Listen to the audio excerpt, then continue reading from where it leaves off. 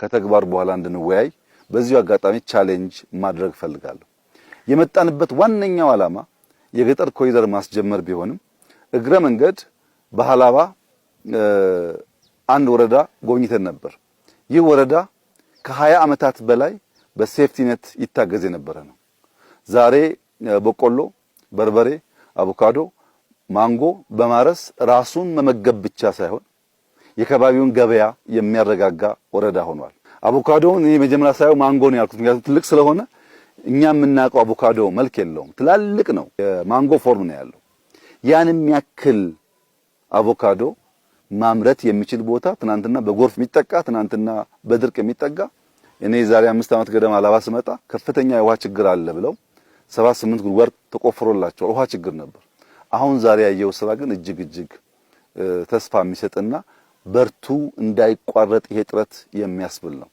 በዚህ በከምባታ አንድ ወረዳ ውስጥ አንድ ወጣት አርሶ አደር አዲሎ ወረዳ ዙሪያ እንደ ሞዴል አርሶ አደር ዛሬ ማሳውን ጓሮን ለማየት እድል አግኝተን ነበር።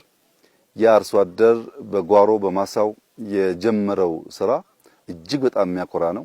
ጽድት ያለ ግቢ ነው ያለው፣ ጽድት ያለ ማሳ ነው ያለው። ውሃ ጠልፎ በኢሪጌሽን ነው የሚሰራው።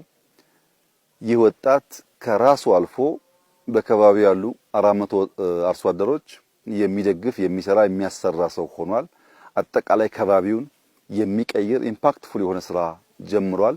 የእርሱ ያኗኗር ዘዬ ሁሉም አርሶ አደር ጋር ከደረሰ የእሱ የእርሻ ዘዬ ሁሉም ጋር ከደረሰ ብልጽግና የምንለው እሱ ነው።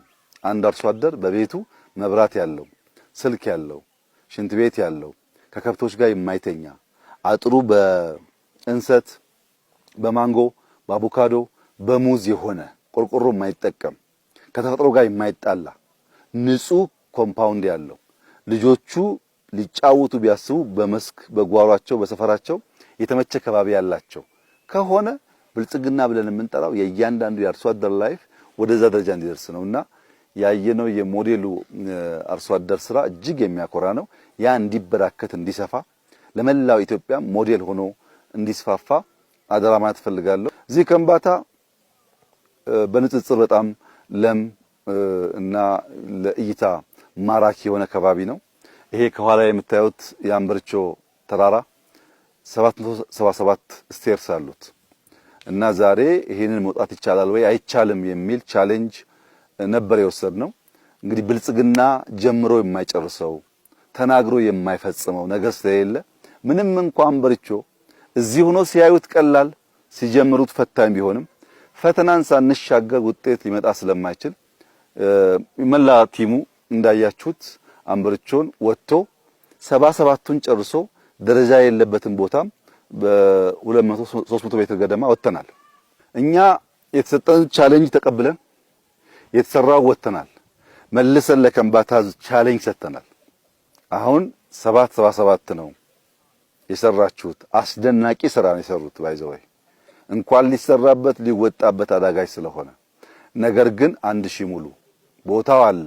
1000 ሙሉ ደግመን መተን ከእናንተ ጋር 1000ውን ቻሌንጅ እንወስዳለን ብለናቸዋል።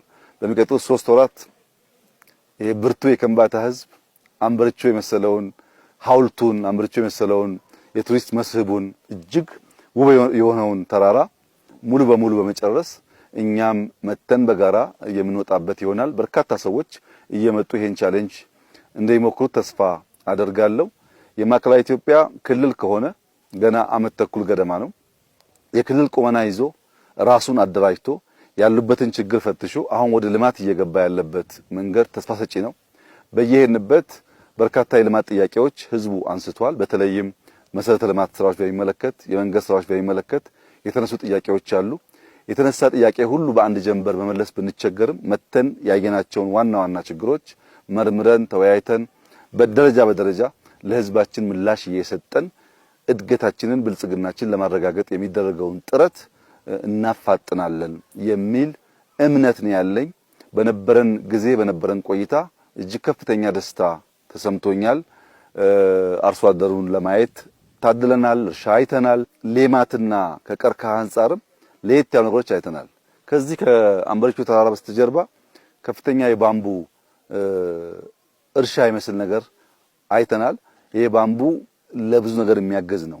ቤት ይሰራበታል፣ አጥር ይሆናል። ባምቡ የማይሆነው ነገር የለም። ባህር ዛፍ ከሚሰፋ ባምቡ ቢሰፋ በእጅጉ ያግዛል። በአርቲፊሻል ኢንሰሚኔሽን በከምባታ ዞን በአብዛኛው ወረዳ ከ95% በላይ ከብቶች ተዳቅለዋል። ይሄ ለወተት ምርት በእጅጉ የሚያግዝ ነው። በየሰፈሩ ወተት ፓክ የሚደረግበት ስራም ተጀምሯል። ወተት ማምረት ብቻ ሳይሆን ፕሮሰስ ማድረግ ጀምረዋል። ይሄን ከጀመረ አርሶ አደር ለገበያ ያመረተውን ምርት ፕሮሰስ አድርጎ የሚያቀርብ ከሆነ በዛ ልክ ገቢው የሚያድግ ከሆነ ምን ይፈልጋል? ቅድም ያየሁት አርሶ አደር ጥቅል ጎመን ከጥቂት ወራት በፊት 20 ሚሊዮን ብር ሸጥኳል። ጥቅል ጎመን 20 ሚሊዮን ብር መሸጥ የሚችል አርሶ አደር ካለ ቲቪ መብራት ካለው ከከብቶች ተይቶ የሚኖር ከሆነ ምን ፈልገው ብልጽግና እሱ ነው። ግን ይሄ አንድ ሰው ላይ ሳይሆን ሚሊዮኖች ላይ መታየት አለበት፣ መብዛት አለበት። ለዛ ነው እንደዚህ አይነት እንቅስቃሴ የሚያስፈልገው። ከሱ እንዲማሩ፣ ከሱ ጋር እንዲሰሩ፣ እሱ እንዲመስሉ፣ እንዲያ ያለውን ስራ እንዲያባዙት በዚሁ አጋጣሚ አደራ ማለት ፈልጋለሁ። እጅግ አስደሳች ስራ ነው። ተራራ ወጥተናል፣ መስኩን አይተናል፣ ታዳጊዎች አይተናል፣ የሀገር ሽማግሌዎች አይተናል። ይሄ ሁሉ ነገር በቀላል የምንወስደው ስላልሆነ እጅግ አድርጌ ላመሰግን ፈልጋለሁ። ለነበረን ጊዜ፣ ላደረጉልን አቀባበል፣ ለጅምር ስራዎች ይህ ጉዳይ እንዳይቋረጥ እንዲበረቱ፣ እንዲተጉ ተሰናስለው ደግሞ የኢትዮጵያ ብልጽግና መሰረት እንዲጥሉ አደራ ማለት ፈልጋለሁ። የክልሉ አመራሮችም የተጀመረውን ስራ ከህዝባቸው ጋር በመሆን አጠናክረው እንዲቀጥሉ በዚሁ አጋጣሚ ላሳስባቸው እወዳለሁ። እጅግ አድርጌ አመሰግናለሁ።